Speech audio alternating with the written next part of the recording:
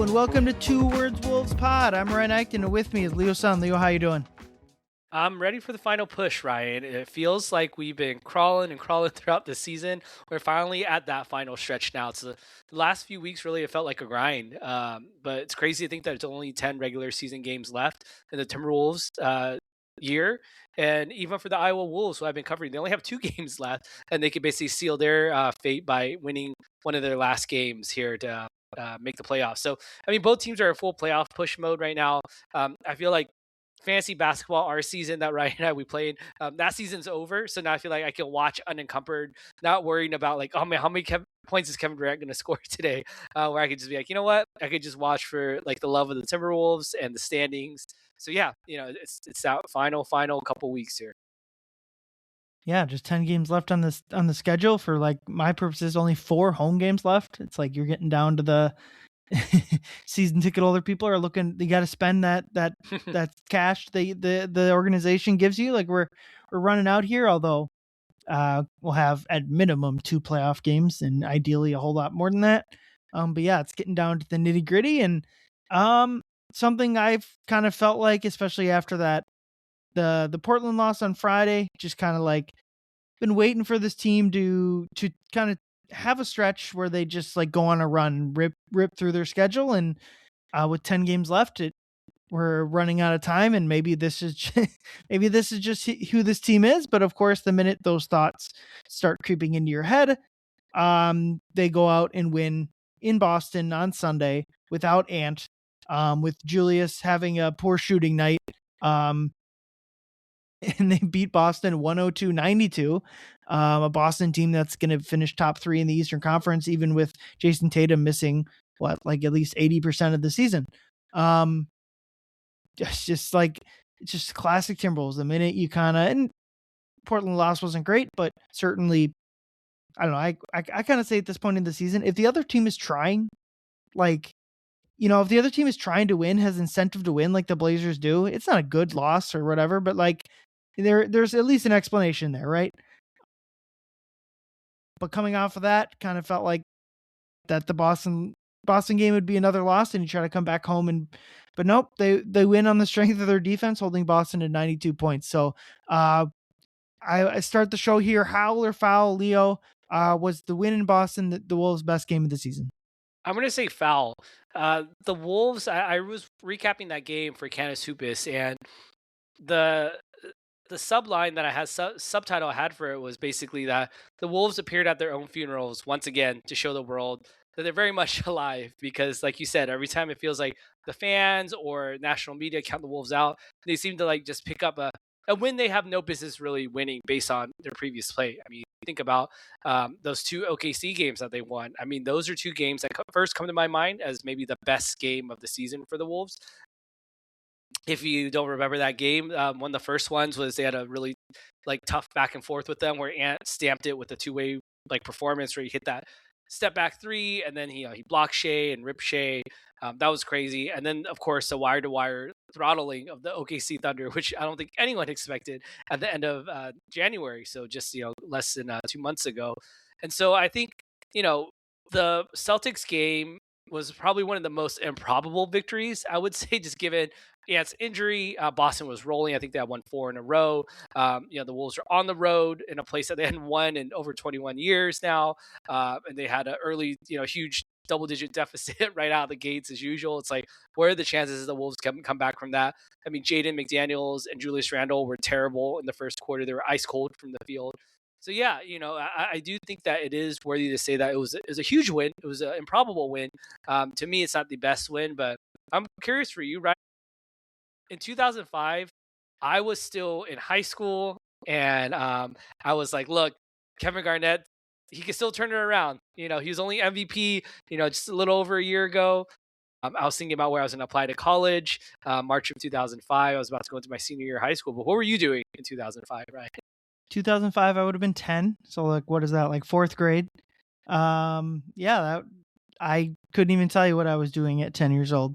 At that point in my life, I don't think I was really that gigantic of a Wolves fan. Obviously still like 2004 and that West Finals run is like my first real big Timberwolves memory, but Yeah, like when the team stopped making the playoffs, like that lost me there for a little bit, as they did many local fans out here, as well. But yeah, it is incredible. I kind of buried the lead there. It's like they haven't won in Boston since 2005, and they broke the 20-year long um losing streak in Toronto this year. What was that, 2004, I believe? So Yeah. going back an extra year. I guess a funny tidbit for and an Iowa State connection for me was that Fred Hoiberg was on the roster the last time they won in either of those two cities, and he just led a college basketball team to the to that college's first, Nebraska's first Sweet 16. So it's like one of the guys that was 20 something on the team at the time has gone full circle. Like, I just think about Fred, think about like just Fred's life maybe is a good, Fred Hoiberg's life is a good like full circle. So he retires from basketball with a heart issue, takes the front office role with the Wolves, then eventually goes to Iowa State, then takes the Chicago Bulls job, gets let go from that, and then eventually takes the Nebraska job. Like, the dude has worked in two different NBA organizations, had taken two separate teams to the Sweet 16, and all in that time, the Wolves were 0 whatever in the city of Boston. That's crazy. Yeah, you were hanging out with Jaden McDaniels and Bones Highland in the playground, right? I mean, at that point, you're like, I'm a bit older than those guys. I think, yeah, they're still in their 20s. So I'm not quite that young, but I'm also not like unk status like like Mike Conley. yeah, no, again, it's really a jump scare when you look at that box score from the Wolves' last win against the Celtics there in TD Garden. I saw Ricky Davis and I was like, oh yeah. I mean, was Ricky Davis on the Timberwolves already? He's like, no, he was still on the Celtics, and he was about to come to the Timberwolves a couple years, maybe a season later. And like, KG again was still there. The Latrell Sprewell was still on the Timberwolves, and this is after I gotta feed my kids. I got kids to feed. A quote that he had because he felt like he got lowballed, and that proceeded to be his last season of his NBA career was that Timberwolves season. So he helped at least bring the Wolves their final victory before today or before yesterday. Yeah. So, what do you think though, Ryan? Do you feel like for you was this how or foul the best game of the Wolves season? I'm going to say it is, only because they were 10.5 point underdogs, and the biggest underdog they had won at was 5.5 points earlier in the season. I think it was in Golden State without Ant, when Golden State was projected to make the playoffs a bit more easily back then. So just in that sense, I think it was just, I think if you got to, for me, you got to take out the aesthetics. Watching the game, it wasn't as pretty as maybe like you mentioned, like the pair of Oklahoma City wins, the recent Denver win, the second San Antonio win might be up there. The first one, even without Wemby, is a solid win too. Yeah, I'm gonna put it up there just because they were such a big underdog. But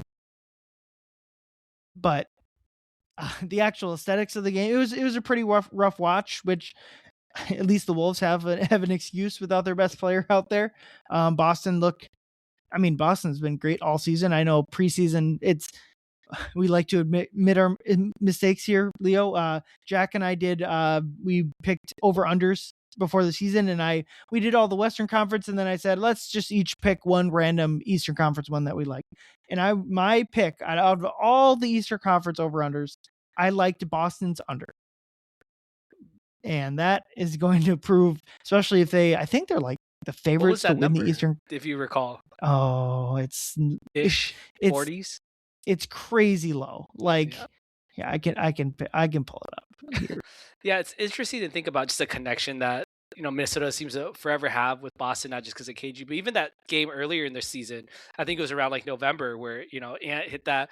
He lost the ball and then picked it up and heaved up a three that went in that iced the game. So yeah, they've always kind of had these weird showings with them. It was 42.5, and I thought they win less than that. Funny, Jack's might be worse. Jack Borman picked the Bucks over, so we both were yikes. Although some of our other picks are gonna pan out pretty well. I think, although maybe not. Thunder over 62.5. Are they gonna get there? Let's see. They really got to close out 6 strong. more wins. Yeah, they probably will get there. But yeah, the win in Boston was just, it's a classic. Like, you count them out, they start to win. The game against Portland, even without Ant, a game that you theoretically would like to win, they don't. Just another classic one of those games. And we got 10 games left of the regular season before I guess in that sense, we're kind of hoping for a repeat in the playoffs. Making it back to the West Finals, I think at this point in the season, would be a win, but also kind of preseason, that wasn't necessarily the bar in terms of success. Yeah, there's just so many like micro storylines you could have took from this one game. I mentioned it earlier that Jaden and Julius were both struggling in that first quarter. Nas also really struggled in the beginning as well too. As I was writing my recap early, I was like, all right, I know what angle I'm taking with this. Everyone said you can't trade Jaden and Nas and maybe even Julius in a Giannis trade because you'd be blowing up the core. Like, this team has a long runway. I was like, man, look at this game. They have all the usage they could want in the world, and they're just completely sucking it up. But they really turned it around. I mean, Jaden had a 12-point spurt there in the third quarter for in about 3 minute span. And then Nas, of course, had his huge fourth quarter run, 8-0 run by himself, that essentially ended the game there. And even Julius Randle, I mean, he had a pretty bad game, I would say, overall. I mean, I could point out many examples on either end of the court where he just completely stuck it up. But he scored 5 points late in the fourth quarter as well too. That were really kind of necessary to keep them at arm's length away. And so it was fun to look at that. But I mean, I think when I think about the box score, I mean, the two people I'm surprised we haven't even mentioned them yet is Bones Highland and Ayo Dosunmu. I mean, they were just amazing as they have been in this recent stretch without Ant. Even right from the get go, obviously Io's been starting for Ant, and you could tell right from the beginning that he was in the zone, and that the team was willing to kind of rally around him. He was just attacking relentlessly. He had a sequence there. It was in the first half where it was in transition, and Dante kind of went full sprint transition and kind of dumped it back out to Io trailing for a three. He hits the three, and Io like flashes a celebration, a celly at the Boston bench, and then Boston tries to quick inbound it to his guy, which is Derek White on the opposite end of the floor. And then Io sprints back, jumps like a cornerback, scoops that steal up, and then without hesitation, just goes head first into like three defenders and scores a fast break layup. Like, those are just those winning plays that really got the team fired up, and that bought enough time for Bones Highland, who also in his first stint was hot right from the get go as well too. I mean, he was drilling shots, he was playing with confidence. It seemed like the team really rallied around his energy and some of his trash talk. I mean, it's hilarious. I mean, he really tortured Hugo Gonzalez out there in the fourth quarter as well, too. At a 7-point stretch there, one of them including a point to his face saying, "Yeah, you fouled me. You're the one that fouled me." Just super disrespectful. The NBC broadcast was loving it. Jamal Crawford, loved it. Mike Tirico, I think, was also on the Grady. Sorry, not Mike Tirico. Michael Grady was on the call. Ours truly. So yeah, it was just so many great things that we saw from those supporting casts that really came together and made it all work. Even shout out Jalen Clark, who had a really awesome 3-minute stint in the first quarter that really turned it around truly in that second quarter, where they were just pressuring the ball handler. They were jumping out over on screens to double team, steal the ball. And I think he rebounded really strong. The box score only shows he had 3 rebounds. So I felt like all 3 of them were in traffic over guys, like kind of contesting. So yeah, shout out all the role players for sure. Yeah, it was a good example of the difference between where this team is at in terms of depth now compared to where it was earlier in the season, where they just didn't have anyone. There's so many nights in the first half of the season where the Wolves were just like, can we find someone besides Nas Reed off the bench to do anything? And obviously they started playing Bones right around the new year, pretty consistently, and he's been up and down, but especially in these games without Ant, he's been just spectacular. The type of player that in the second apron era, or the type of player that the Wolves, who are asset strapped in terms of picks, you need to find these guys off the scrap heap. I mean, just think how many other teams, like, I mean, he used to play for Denver. Like, couldn't Denver use Bones Highland? Maybe not. They have like guys like Tim Hardaway Jr., Bruce Brown. But maybe it's like Milwaukee's an obvious example, could desperately use a guy like Bones, and the Wolves just anyone could have him basically, and only Tim Connolly kind of seemingly Bones' whole career. Only Tim Connolly has seen it, and then Ayo Dosunmu. He was awesome in that Portland game. Was 2 assists shy of a triple double in that one, and I just love the pace that these guys bring. That can be our next topic. Bulls had 22 fast break points in versus Boston. I guess the question is, can they keep doing this with Ant comes back? They're top 10 on the season now in pace. I mean, since the All-Star break or since the trade deadline, it's been even higher than that. Um, and I just think for Ant's game, it could be so beneficial, especially as teams are throwing seemingly somehow six defenders at him. Uh, just getting out in transition, getting easy layups, finding easy shots. I thought Io and Bones in this Boston game did that as well as anyone, or as really on the Wolves has done in years. So do you, I guess my question, do you think it is possible for them to keep playing at somewhat of this pace, at least in the first three quarters when Ant comes back? Ryan, my day has finally come. We're talking about the future of the Wolves offense, where it's going to go. Yeah, I think the future is here, and the future is fast offense. You talk about some numbers here. I mean, overall, the Wolves are 12th in offensive rating right now, but they've been a lot worse than that in the last four since Ant has gone down. I think they're somewhere like 20th in offensive rating in these last four. But they're top five in fast break points. Now, fast break is not always, is not the equivalent to pace, but they have been pushing it really hard in fast break and succeeding. I think similar to when Julius was out during his injury last year, and he was kind of, he said this off and just observing from the sideline, kind of see how the team is playing, how he could best fit in. He really fit in well from there. I would hope that Ant does the same thing. I mean, Ant hasn't been on the sidelines, but I'm hoping that he can adjust and push pace more because especially in like this Boston game, you could see the Wolves are struggling to generate any sort of reliable half court offense. Like if Julius wasn't going and Jaden wasn't going, there wasn't a guy that was really going to initiate against the set Boston defensive scheme. So by pushing the pace, like Io, like he's like, nah, screw this. I'm not even gonna wait for them to get into their half court defense. Like I'm gonna go right into them in transition, mid transition. And so I do think it's possible to keep playing that way, but Ant definitely has to buy in. Obviously, it's easier said than done. I don't think that Ant's gonna magically come back and all right, I'm no longer gonna hold the ball. And there's going to be a lot of times in the playoffs where it's gonna be muddy, grinded out, like slow looking rock fight games, and we're going to have to rely on Ant to convert on what he has done so often this season. This kind of, hero bally, but like effective offense in the fourth quarter. I mean, that's why he's the favorite to win Clutch Player of the Year. So, yeah, but I do hope, yes, that the Wolves can continue pushing it and learning like, hey, this is how it's going to have to be because, if Julius is showing that, I mean, yeah, he had a heartbeat recently in the last handful of games, but he's kind of teetering back into the bad side of what we've been seeing him all calendar year. If that's the case, and like the Wolves need to push. They can't just sit there and play this meticulous style of basketball. Yeah, I'm a little dubious that like Ant will come back and this will in the minutes he's on the court that that'll continue. Obviously, like in a big picture sense, I think this is extremely good for the Wolves because last offseason it was a big. I think all of us, you and I included, pointed to like they were bottom 10 in pace last year. It's like that just there's no reason that should be. They have plenty of guys to push it.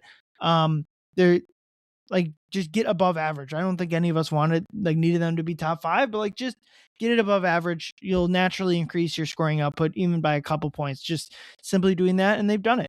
I just think there's just so many possessions where like I or Bones would push the ball and you'd catch a defense napping, you get an extra shot. Something that we see all the time. Wolves opponents do against them, and so it's like they're just it's free money. You don't have to learn a new set. You don't have to. It's just like it takes 2 seconds of extra effort or attention to detail when in a semi fast break transition sense to take advantage of it. And I think for Ant, it's something that probably most likely next season you can continue to look at that. Like he improved his 3-point shot 2 seasons ago. Last offseason, he improved his mid range shot, and both of those has been incredibly good for his scoring game. Maybe I think playmaking would probably be the first thing I would say, or there's a lot of like mental factors I could probably point to, but like aside from those, I think just having a more focus to push the ball in transition to grab easy possessions, especially as teams load up on you defensively in the half court, could be extremely beneficial. And if Io and Bones are the catalyst for that, then that's good. And this I think this Boston game was, and really just any the games Ant's been out, or just since the trade deadline, Io and Bones have been fantastic in that area, among other areas. Yeah, I've seen some discussion and discourse about, oh man, if Bones keeps playing this well, could we even afford him an Io? Where I'm like, I pumped the brakes on that conversation a little bit. Like, yes, I love Bones, this version of him, and when he's really cooking, I mean, you can see he was the spark plug for beating one of the best teams in the East. But yeah, to me, he hasn't shown it consistently enough to earn more than I to what I equate is like after we got to kill Alexander Walker in the first stint with Mike Conley. He really showed that he was a role player that we could use in our main rotation. And so he earned himself like a 2-year, $9 million deal, which is like a prove it deal, kind of like, hey, like, and he proved it and now he got paid. It's insane he was making $4 and $5 million Yeah, on the right, Wolves right. those 2 But years. again, like we didn't have enough of a sample size with them when we first got him, right? To be like, oh, is he worth, obviously upwards of 15 a year? Obviously not. And so I think Bones is kind of on that spectrum right now where it's like, hey, if he can, continue to play well, we're not expecting him to drop 20 points a night, but especially once Ant's back. But if he proves himself useful, especially in the playoffs, and maybe we'll give him like a more stable, like more than 1 year deal, 2 year, like maybe 10 to 12 or something like that. But I'm not worried about losing him. And with Io, I mean, I think it was in Tim Connolly's calculus when trading for him and sacrificing picks that this is going to be a cost that they're willing to pay when it comes to the offseason. I do think that they'll have enough money to afford Io. I don't think that Io has played himself out of like, oh, well, there's going to be people throwing max money at him. But, we shall see. Yeah, that's an interesting conversation. I think with Io, I would just be so shocked if he wasn't back next season, just because the Wolves are going to have the bird rights and the flexibility to re-sign him, where other teams just won't. With Bones, I kind of agree with you more that I'm not sure there's going to be a market there necessarily. Obviously, plenty of teams would be interested in on the minimum or slightly more than that. But again, the Wolves will have his bird rights. They'll be able to give him more money than other teams, and I think it'll be an interesting conversation. I don't think the Wolves are going to, if Bones is worth a couple $1,000,000 more than the minimum, I'm not sure that the Wolves will be able to find a better player than Bones for that price tag. So there's a good chance both of them will be back. Jalen Clark is a free agent. Mentioned him briefly, a restricted free agent. So if Jalen Clark goes out and gets a contract, the Wolves have the right to match it there. It'll be an interesting offseason just with the contracts that the Wolves will have to make. And then obviously this is not a conversation for today, but like I would guess that a sizable trading probably one of the three bigs on this team is probably most likely. So I think it's shaping up even almost basically regardless of winning the championship. I think it's shaping up for a pretty transformational offseason for the Wolves. And I think just trying to find a way to get Bones and Io back on market rate deals, or maybe obviously hope for the Wolves, for the front office to take a little bit less. That's what you want. And the Wolves will be in the driver's seat for that. But yeah, I mean, if these guys, especially in the playoffs, keep playing like this, like they are increasing their their projected value. Yeah. I mean, with Io, I mean, I like to think about, we talked about his transition offense, his ability to shoot the ball. But on the defensive end of the court, I mean, he is just such a menace when he's out there. I mean, there's been multiple times where he just stood up Jaylen Brown, especially in that fourth quarter. There was one play where it's like I think he had just scored a driving layup to kind of put the nail in the coffin. Whereas right before that, where Jaylen Brown went right at Io, and Io just stood him up, two hands up, forced a really tough shot. Jaylen Brown missed it, and like, Io just kind of screamed into the crowd. And the Wolves really, really just kind of got a huge boost from that. And so he's been a huge part of the defense, especially in that fourth quarter. The Wolves held Boston to 15 fourth quarter points. And so our next topic here is, are the Wolves still a defensive team, Ryan? I think so. I just think anytime you have Rudy Gobert, that's what your team is going to be. And I don't, because I think whatever path to them reaching their ceiling, whatever that is, I think it just includes Rudy Gobert on the court. And so in that sense, I think it is a defensive team, but I think this is a good example of like where they can improve, I guess, because Rudy didn't play a lot of the fourth quarter. He only played 26 minutes in this game. So at the end of the third, beginning of the fourth, when the Wolves really started to take the lead and go on a run, Rudy was on the bench. Part of that was just like his normal rotation. And then I think when the Wolves started to get rolling, they didn't want to screw with it. And it was the Reed and Randall lineups defensively that have been such a nightmare were awesome in this game. And you mentioned a couple of the reasons why, like Ayo and being able to play better defense than what they had before in those minutes is helping. Kyle Anderson for sure, I think in those minutes is really locking down the defense much better than previous previous iterations of the Nasri Julius Randle lineups. But I just think there's still like obviously the team's always going to be much more of an offensive team when Rudy's off the court and much more of a defensive team when he's on the court. That just makes sense. But I do think there's just like another level.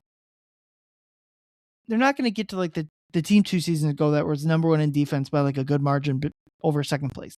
I don't think they're ever going to get, but like there's still like you'd like to see more of that defense that made Jamal Murray so frustrated in game 2 of that Denver series. I just think there's a little bit more closer to like some version of that in there.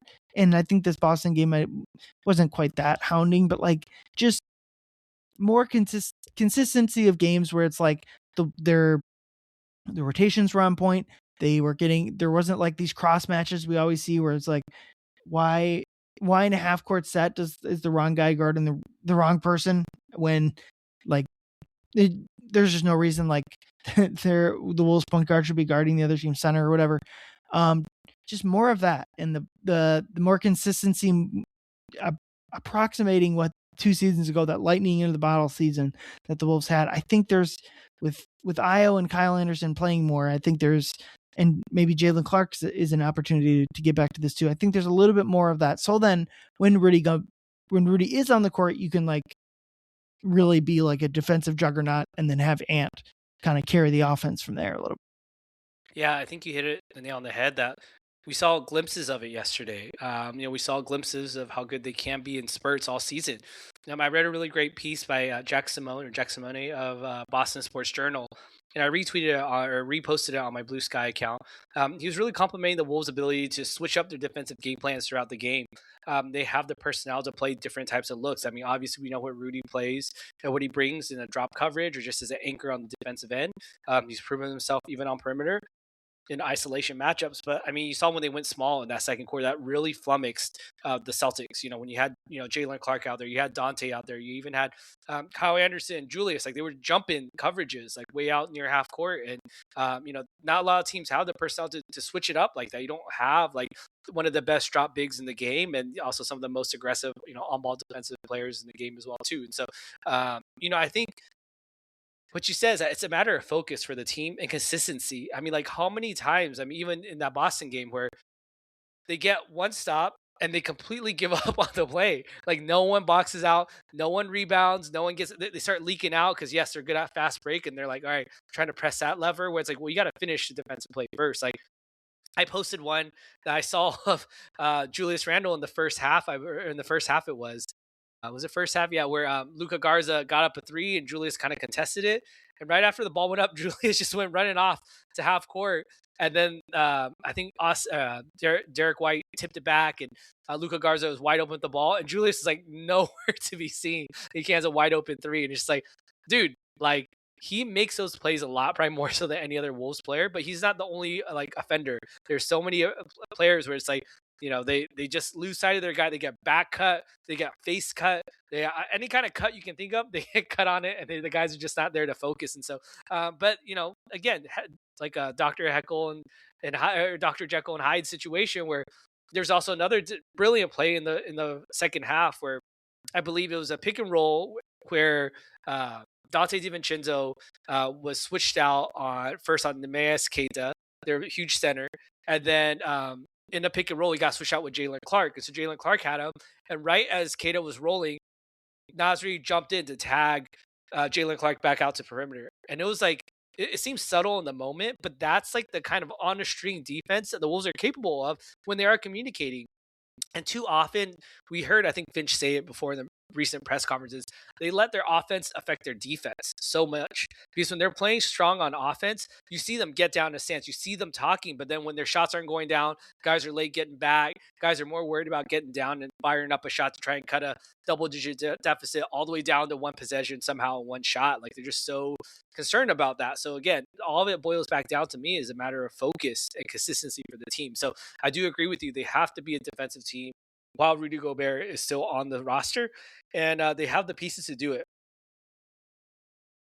Yeah, I think the fact that they do let their offense affect their defense to such a degree maybe points to them whether I think they should be a defensive team that maybe they are an offensive team. If the offense is what dictates the defense, and that's I guess what they are. I would probably more advocate that it probably needs to be the other way around. Like regardless of what the offense is doing, and this Boston game is a good example of that. It's like regardless of what the offense is doing, have the defense be the constant because like shots will go in and out, but like good defense necessarily won't. And obviously opponent shots will go in and out in the same way. Um, but yeah, and it's not that they don't have the ability. I mean, obviously, like there's a kind of a structural flaw with the when Rudy goes out defensively, but like I just think like there's more in there, and it like playing on the string is like the phrase you use that I agree with. Is like they had 2 seasons ago, they just were always playing on a string. The defense was always, just, like, half a step ahead. Like, I remember the Phoenix series in game 4 where they closed it out was the classic, uh is kind of a classic play to me where Durant gets the ball in the post, the Wolves come double, they swing it around the perimeter, and eventually Bradley Beal drives, and Cat low man helps, and Beal makes the pass to Durant in the corner, and Nikhil has already pre-rotated and steals the ball. And those type of plays, it's not like the Wolves haven't had those type of defensive plays. It's like they've just been too far and too between. Um, and it's kind of my biggest thing with this team right now. It's like consistency. And I know effort is a word that we've used a lot and that the players have used themselves. And I'm kind of over the effort thing because I think it masks like bigger issues. Like it's an excuse I think they use, and maybe we use too as an excuse for poor analysis that there's bigger issues going on, some that feel and are solvable, some that maybe aren't.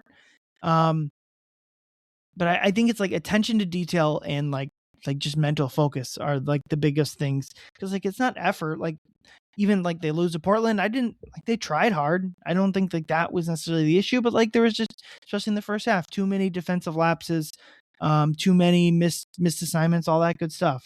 And pretty much every aspect of this team. And I think it's kind of it's intuitive that when Ant sits, the inconsistency when Ant is out with injury, the inconsistency is still there. So while like I point to Ant's inconsistency as much, it is more of like a deeply rooted thing with this team. And at some point, they they either got to start showing that consistency if they want to make a deep playoff run, or they're just gonna their inconsistencies will be their undoing in like the second round. Yeah, I really want to post this one clip. Speaking of the offense affecting defense, where I saw it when it happened, and again, it seemed like it really wasn't a big deal at the time, but I felt like it was a little indicative, it was a microcosm of how I feel like the Wolves operate on defense. So this was right at the end of Nas Reed's kind of 8 point outburst that he had. Finish off, he had a little like dream shake and then score, and the Celtics called a timeout. I think Wolves are up 12, and right out of the timeout, the Celtics run a play where they're trying to get Julius Randle on the switch, and they do. And they get Peyton Pritchard draws Julius Randle on a switch, and Peyton Pritchard kind of like backs up with the ball, like, all right, okay, I got the matchup I wanted. And Peyton Pritchard, for those of you who, maybe don't follow along, Celtics lore, he's one of the best one-on-one players on a team with Jalen Brown and Jason Tatum. Like they're a guy that they always talk about, oh yeah, we trust him in one-on-one situations. So you're talking about he has Julius Randle in front of him. And the Wolves, who had just been scorching hot on offense, Julius Randle gets down, sits down in a defensive stance in a way that looked like when he was guarding Luca in the playoffs last year. It was like, whoa, who is this guy? And all of a sudden, it's like he bottled up the drive. He contested him before he even got a shot up, and he had to kick it out for a Derek White kind of grenade 3-pointer that didn't have a chance of going in. And Julius Randle goes and immediately biffs the layup on the other end. But that's beside the point. Is that like when the Wolves were rolling and like the whole team was into it, they really wanted it. And that's when we saw the best effort from Julius. And so I'm not saying that this is a good thing. If anything, this is a bad thing. But in the playoffs, like, you would hope that every possession matters, every game matters. And we do see that better version of Julius, especially on the defensive end, because I mean, so often we're over here, smacking our foreheads every time he's just not defending his guy and he's not rebounding. He's leaking out. He's kind of just arguing with the referee because he didn't get a call and he's not getting back. So yeah, it is frustrating, and I do think that yes, maybe there is bigger issues within the team outside of just effort, but certainly focus, without a doubt, has been an issue all season for the team.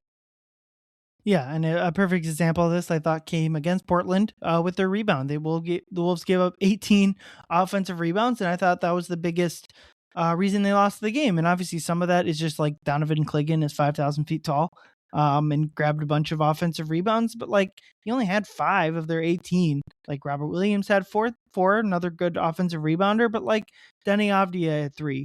Matisse Thybulle had two in only 16 minutes. Like there was just way too many extra possessions for the Blazers there, and it's like those are, even though you shoot a similar possession percentage from the field, you shoot better from three, you make more free throws, you still lose the game because they ended up with more shots than you did.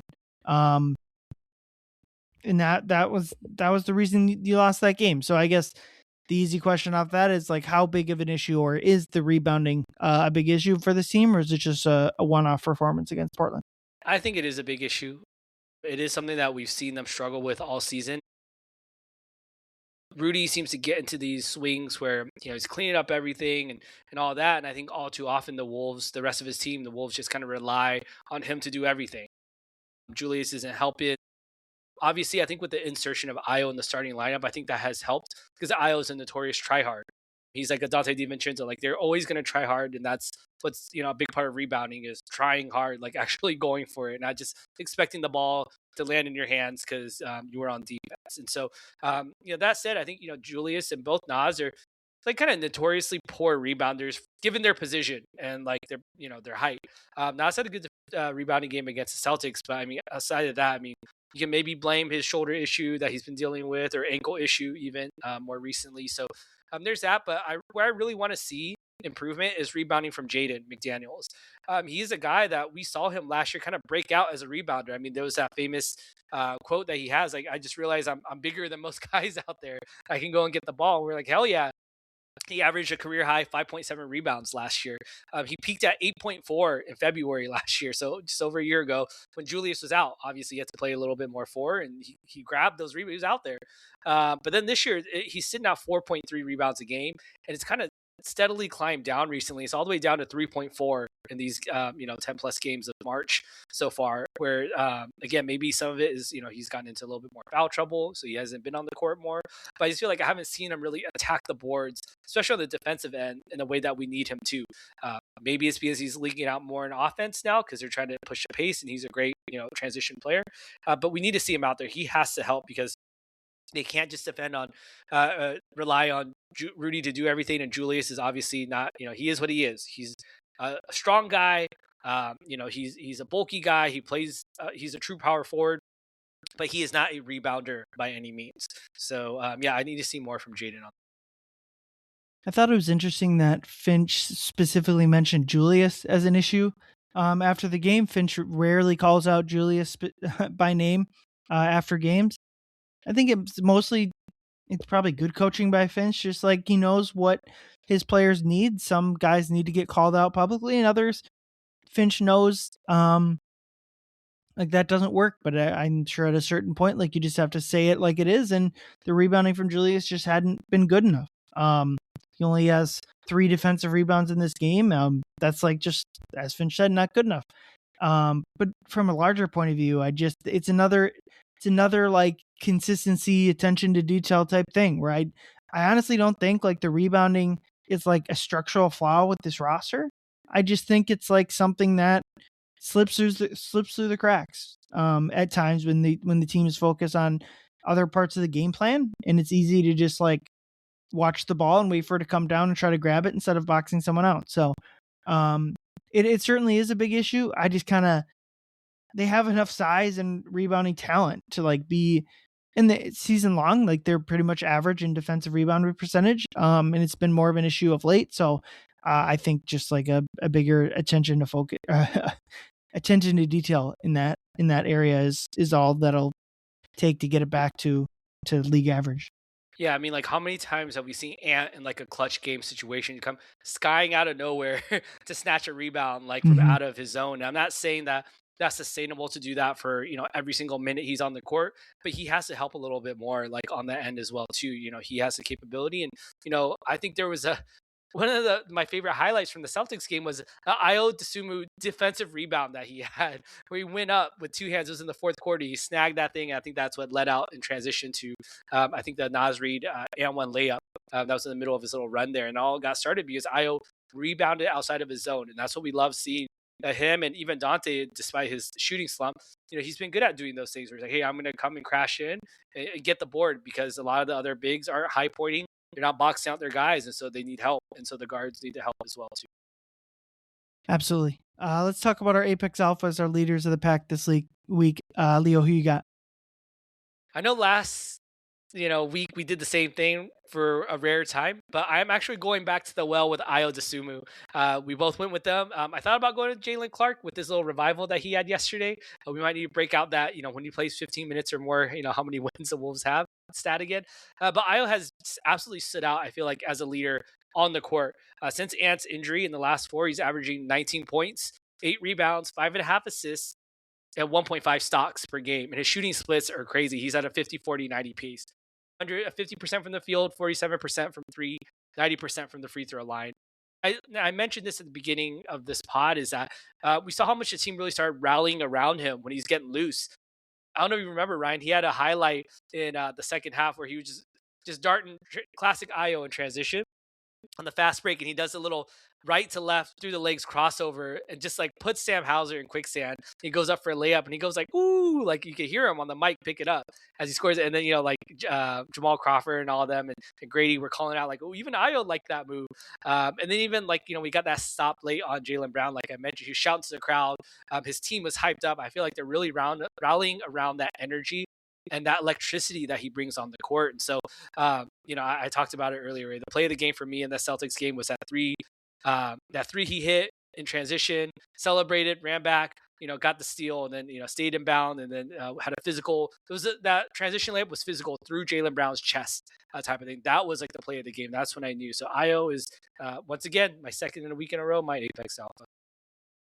Yeah, I think the big thing with Io is obviously the Rob Dillingham trade up on draft night and the using for trading away a future first round pick and a first round pick swap to acquire Rob was a big swing and a miss. But like if Io keeps playing like this, he's gonna fill the exact like almost type of role, or at least like the quality of player the Wolves were hoping to acquire in that trade on draft night 2 seasons ago. And if they can re-sign him, like if you just reframe it as they paid a first round pick swap, and 4 seconds to acquire Io, and while I think that's still like an overpay, it's one that you can live with. At least it wasn't like a big swing and a miss. Like I think if they are able to re-sign Io, and I think that would be the assumption at this point, but you never know.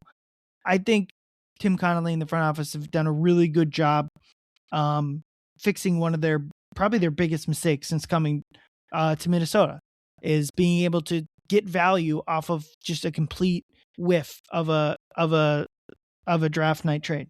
I mean, hey, look, Ryan, it's chestnut checkers. Rob Dillingham scored 9 points in an 8-point victory against the Houston Rockets today.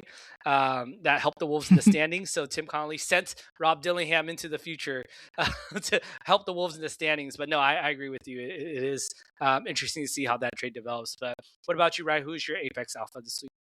I got the other half of this backcourt duo, Bones Highland, 22 points, 18 points, 17 points, and 23 points for an average of 20 per game since Ant went out. Speaking of like Rob, in terms of like just bench point guard, like this is exactly what they needed out of just any bench point guard. Just some sort of, maybe even going back to like Jalen Noel. They've wanted a bench bucket getter for a while now, and it's been incredible for Bones. He was this offseason was seemingly halfway out the door of the NBA, and now for him to be earning, I mean, I'd imagine this offseason he's going to get the biggest contract of his NBA career this far. So, yeah, really impressed by him. And kind of another guy I mentioned the swing and a miss on Dillingham. If these two guys if you're able to get Bones and Io re-signed, like the swing and a miss that is the Dillingham deal becomes a lot less, or a lot more. You're able to get through it. And like I think about the offseason, like for for Io and him playing well in the starting lineup, it does make, if you're wanting to like really shake up the roster, like Dante DiVincenzo becomes a trade piece that you could really look to trade to a team that needs someone, a quality player on a cheaper deal. You add him with Julius Randle or one of the bigs, and now you're at like the max salary that you can go try to trade for, try to trade for anyone you want. But a lot of that is just it's an off-season discussion. We're still kind of in the midst of the Wolves season, but it's interesting to think about. Even with the Wolves, they will have a first-round pick that becomes unlocked that they can trade. But even if they don't want to do that, there's a lot that could go on in the off-season. So even as I kind of feel like the season isn't trending towards where we want it to, even after a nice Boston win, it doesn't feel like the future is doom and gloom. I do think the Wolves have like paths to be significantly better next season if they want to pursue it that way. Yeah, that's all you want sometimes. It's just like that flexibility to continue kicking that can down the road where it's not like, okay, well, this is our 1 year that we have to hit. It's like you still have more options. And so you mentioned Rob Dillingham earlier as well, too. It's like, I think early in the season, we kind of saw like, oh, well, maybe like Bones was there because Bones is good friends with Rob, where, maybe Tim brought Bones in to show Rob, like, hey, this is like, Bones is going to show you how you're supposed to do it. I think at some point, maybe it was Finch, maybe it was Conley, maybe it was together. They were like, why don't we just stop trying to get Bones to show Rob how to do it and just let Bones do it instead? And they just kind of let Rob go. And, you also mentioned Wolves legend Jalen Noel. It's like Bones is kind of, when he's at his best, a combination of all those backup guards that the Wolves have had at the end of their bench for some time. I mean, he brings like the FU mentality. He'll fight someone like a Patrick Beverly, when things get dusted up. He'll bring the scoring and shooting that like a Jalen Noel that they hope to get out of him. And he brings like the bench vibes of like a Dacian Nix or whatever. I mean, he's like an ultimate lightning rod off the court as well too. Everyone loves him. He's out there doing a celebration with Joe Ingles during timeouts. Like he's getting the crowd involved. Shout out to Bones. I mean, March, he said in the Peacock broadcast when he was talking to Vince Carter and T-Mac and all of them, that March is an emotional month for him. For those who are unfamiliar with the story, Bones and his family suffered a tragic fire accident that happened in his home, where basically his grandma and what he calls, his cousins and his little brother passed away during that fire, and he was just there with them. Had he not jumped out a window and tried to jump into the hands of some of his friends who were trying to rescue him, and broke his knee and on the way down, jumping out a 2-story building. And so he talks about how March is when that all happened. Every March he thinks about it. And so I think if those in his family are watching from up in heaven, they would have been proud of him for the way that he's been playing this month so far. Yeah, exactly. It's really since when did he join the rotation? Like December. Like it's been a spectacular stretch for Bones, and I think no one will ever reach like the Nas Reed status of cult hero, but I think it's starting to bubble up with Wolves fans, especially with like the celebrations that with the hand wave celebration. I think to a certain extent Bones can start to build that here. But let's move on to Prey of the Week. Who did the Wolves make their prey? I'll start with Luka Garza. And it's not really anything against Luka, who has had a really nice season for Boston. It's more to just talk about the slow-mo play. 3 straight in and out dribbles, just the slowest things you've seen. I will say a funny thing, I don't remember what game it was, but it was one of the first games with slow-mo on the roster, and Ant had a huge dunk. Let's see if I can pinpoint this game. I think maybe Toronto. It was Toronto had a big dunk over Barrett, I believe. And during the practice the next day, someone asked Ant about the dunk, and I asked Dante just in general about slow-mo. And Dante gave like a ho-hum answer to a really cool Ant dunk. But he was much more excited about the slow-mo like spin move in the lane that happened that game than he was over the Ant thunderous dunk. And so this move kind of reminded me of that, where 3 straight in and out dribbles as slow as you can get. He pulls up for the jumper, and it was Jamal Crawford, right, on the broadcast that goes, "Oh my God."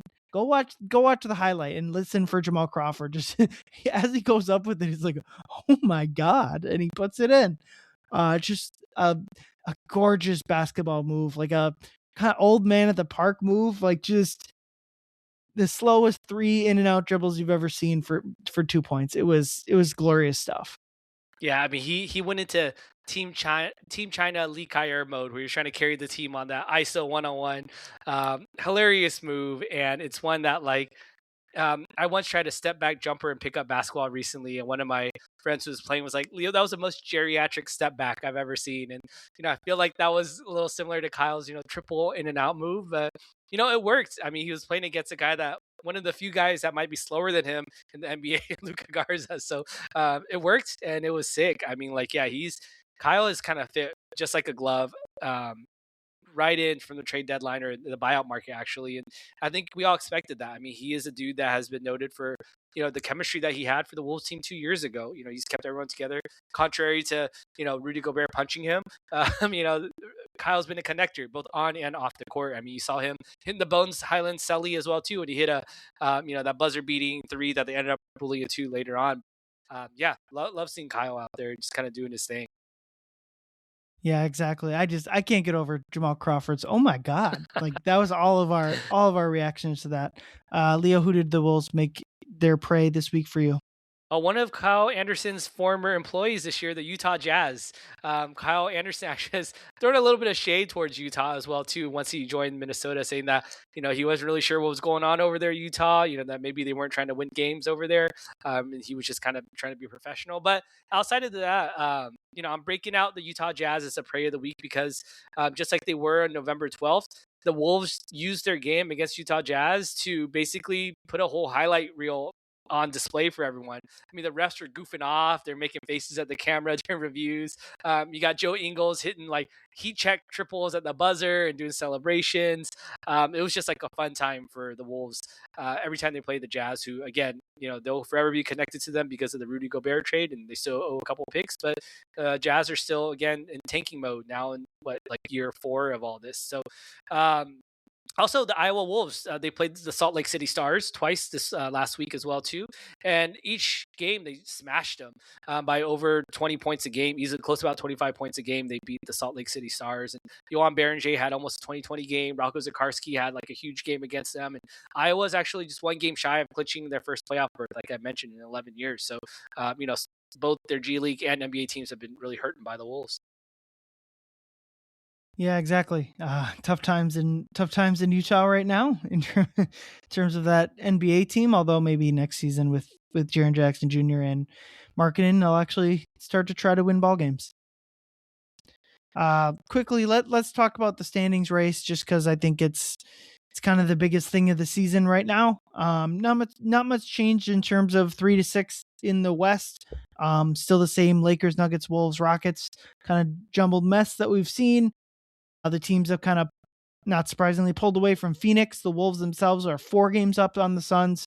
If the Wolves go 7-3 down the stretch, they clinch, and that would take a 10-0 finish for the Suns. So the Wolves will clinch a playoff spot probably in the final week of the season, or maybe a little bit sooner. But it's coming down where you can kind of start to see what might happen. I think the Lakers, for me, will probably end up the 3 seed. They have the schedule to do it. They're playing, aside from their loss tonight against the Pistons, they've been playing fairly well before that, and they have the tiebreakers, I believe, over all 3 of the Lakers, or over the Nuggets, Wolves, and Rockets. So that'd be my expectation. So that just leaves, if we're trying to avoid Denver, which I think that would be if we're ranking teams I would like to play, just because it's going to be one of the Lakers, Nuggets, or Rockets, I'd probably most want to play the Rockets, who lost to Chicago today, and then the Lakers in the middle, and then the Nuggets. Maybe that's naive of me to not fully believe in this recent Lakers stretch, but just given all the Nuggets injuries and the fact that they've been able to win the same number of games as the Wolves, I think that would have to scare you a little bit. So unfortunately, unless Houston's going to win enough games to pass Denver, which may or may not happen, if the Wolves want to avoid Denver, they might have to start losing games. But obviously, that's still too early to start thinking that way. Especially when you could try to get home court advantage in the first round. If you if you have an extra win the rest of the way compared to Denver. And I guess 2 games back, the Lakers still possible to pass them, but with the Lakers having the tiebreaker, it's a little bit tough. But do you agree with me in the sense of From most want to play to least want to play goes Rockets, Lakers, then Nuggets. I'll disagree a little bit. I mean, I agree with your logic of it. I feel that both Denver and Houston, of the three teams, have been struggling the most, most as much as Minnesota has. Rockets, as you mentioned, lost to the Bulls today, so they're now 4-6 in their last 10 games. The Nuggets are 6-4, which is better, but they are getting healthier. Obviously, with Peyton Watson coming back, and Aaron Gordon starting to get back into shape. I mean, they did lose a game to the Memphis Grizzlies, and as much as I want to crap on them for losing to the Grizzlies, I mean the Wolves have lost to the Grizzlies as well too. Granted, they had Jaren Jackson, but I think even after. But I feel like the Rockets do seem like the ideal matchup though, especially when you get Ant versus KD. Like Ant always seems to really get up for those like big name matchups. So yeah, I do feel like the Rockets are just such a poor team defensively. They have a lot of structural issues. They don't have enough shooting on their team. They don't have a functioning real point guard on their team. And even like on the back line, I mean, some of your most important players are, just sieves on the defensive end. And this is for Ime Udoka, coach who's supposed to be this, defensive master. And they've really just fallen apart. Their effort is really bad. I watched the end of the game. The Bulls, Mataz Buzelis, and he was getting everything he wanted on the offensive end of the court. So personally, for me, I don't feel like there's anyone that I think the Wolves should avoid because there are deep flaws with it. Even the Lakers as well too. I think personally, just for myself, selfishly, I want them to avoid playing the Lakers. I want to because of how demoralized I would be like if they lost to them. Like I saw them live with my own two eyes in person in LA twice this year. I saw the Wolves in the locker room with my own two eyes after the two losses this year, and they did not look like a team that was like, you know, had much belief in beating that team. Now, I like I said, a lot of it is personal. I just don't want the emotional damage of potentially losing to him because I want to say like next point wins. I score the next point, I walk away, and we never play basketball Mm-hmm. again. Like I want to, beat them, unplug my controller, and then go home. Like I don't ever want to play them again. And so if they do, we'll see what happens. I mean, LeBron has kind of had these weird up and down games as he's kind of checking off career, milestones and whatnot now. And we kind of know what Austin Reeves and Luka Doncic are. I mean, like obviously they have DeAndre Ayton, who's you know maybe better than Jackson Hayes, probably not better than Clint Capella. And then they have Marcus Smart, who his respectfully is kind of an walking injury concern for himself or other players. And so, I do think that there are holes if they do play the Lakers. But yeah, I think for me personally, I'd rather lose to, if they end up as a 4 or 5 seed, yeah, okay, maybe win your first round, having to face OKC in the second round and maybe lose. I'd rather lose to OKC in the second round than lose to the Lakers in the first round, potentially. So again, I have not forgotten though. 2020, what was it, 2024? The Wolves were swept by the Phoenix Suns in the regular season in convincing fashion, and they swept them in the playoffs. Meanwhile, the Lakers swept the Wolves, convincing fashion this year, even when they were missing Luka and LeBron for one of the games, LeBron for two of those games. But yeah, it's going to be really, really interesting to see what happens. I think anything's still on the table. I do think, yeah, obviously Lakers most likely a 3, but I think a 4 or 5 is still very realistic for the Wolves. Yeah, and I think there's like a value to getting if you can somehow get to the 3. I think that's still very clearly the a valuable spot, especially because a second round matchup against San Antonio would be beneficial compared to OKC. But I think I honestly don't think it. I don't think it really in terms of making the finals. I'm not sure it really matters what seed you are in terms of like 3 or 4 or your second round matchup because I just think to me any team that ends up being OKC is going to go to the finals. Like I have a very hard time seeing a team beating Oklahoma City barring injury and then not making the finals and not being a good enough team to go the rest of the way. So maybe there's some value in facing Oklahoma City in a second round versus the conference finals because we've already seen how the conference finals have gone for the Wolves against OKC. But let's close it out with 2 words. I'm going to go with my 2 words. Still confusing. Still not exactly sure how good this team is, where they're at. I guess I kind of championship actual. Can they win the title? Good. To me, we're 72 games into the season. I personally just think if this team had the ability to win the title, we would have seen it by now. But I guess there's no reason to until they get eliminated to kind of, it's better to retroactively look back at that sort of thing than to project it forward. But I don't know. There's a lot of statistical markers that signal that you can win the title, and I don't think the Wolves have really lived up to any of them. Yeah, I'm still confused on where this team is heading, and losing to Portland and then winning at Boston certainly isn't helping that. Leo, your 2 words.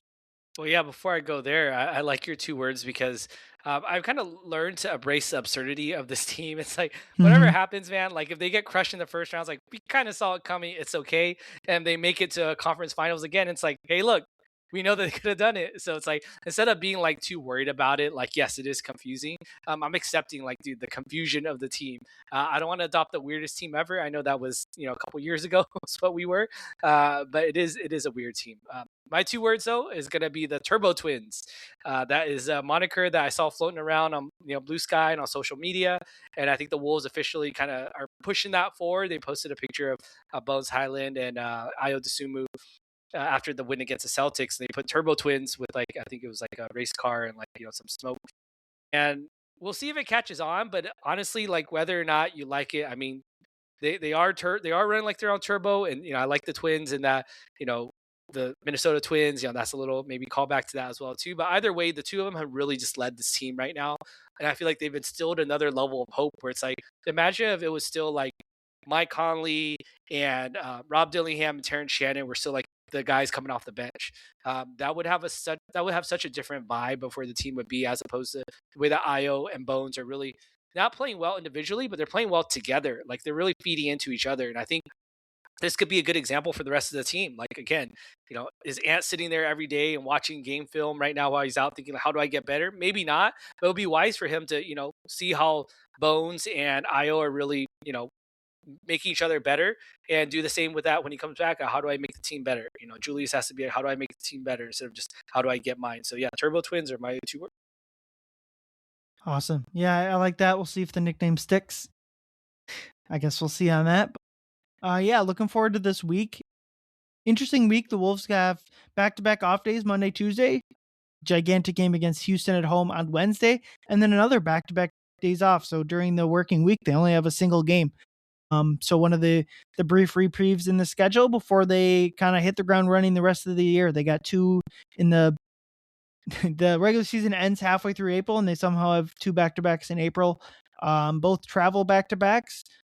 Indiana to Orlando is kind of gross on the last week of the year. At least that first one, you hope that they are able to take care of Indiana. But first, this game against Houston on Wednesday is pretty big. It feels like, I don't know, it's going to be tough to stay ahead of Houston if you lose this game, because Houston will clinch the tiebreaker and they'll go back ahead of you in the standings. And it's kind of like I mentioned with the Lakers, like 2 games doesn't sound like a big lead, but like when there's only 10 games left, it kind of is. That is a big deal. And so if you're even down a half game plus a tiebreaker with 9 left, that is a hole that you'd have to dig out of. But we'll see on Ant's status. I would guess that he's not going to play in this Houston game just because we haven't heard anything. Tuesday would be when he was originally, it was a 1 to 2 week reevaluation, which in that sense kind of confusing me. So like either you're going to reevaluate him or not. Like, I don't know. We'll see. Tuesday will be the reevaluation. Like the first week of that, we'll see if we get any sort of update on that. Reminder that Monday, Monday, March 30th, he will need to play in that game and the rest of the games from there if he wants to make All NBA. So you can only sit 2 more games the whole rest of the season. So that's a big deal. If it's not a financial incentive at this point for Ant, but he's certainly been one of the 15 best players in the league this year. So he deserves to make one of the All NBA teams, even if he is just sneaking over that wins threshold. So it'll be an interesting day, and hopefully tomorrow at practice, the people that are out there can get us some intel on Ant, or if there isn't any intel, then maybe we're still waiting for that second week to pass before we get Ant back. But Leo, anything you got?